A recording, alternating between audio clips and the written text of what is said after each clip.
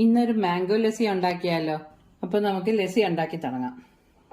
മിക്സിയുടെ ജാറിലോട്ട് കട്ട് ചെയ്ത് വെച്ചിരിക്കുന്ന മാങ്ങ ഇട്ട് കൊടുക്കാം. ഒരു 4 ഏലക്ക ഇട്ട് കൊടുക്കാം. 1 കപ്പ് തൈര്, 3 സ്പൂൺ പഞ്ചസാരയും കൂടെ ഇട്ട് കൊടുക്കാം. നല്ല മധുരമുള്ള മാങ്ങ വേണം എടുക്കാൻ.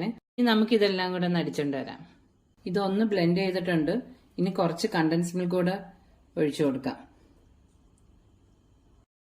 ഇനി ഇത് ഒന്നുകൂടെ ഒന്ന് അടിച്ചുകൊണ്ട് വരാം.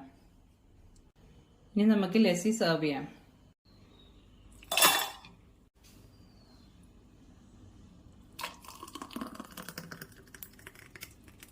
കുറച്ച് ഡ്രൈ ഫ്രൂട്ട്സ് ഇട്ട് കൊടുക്കാം.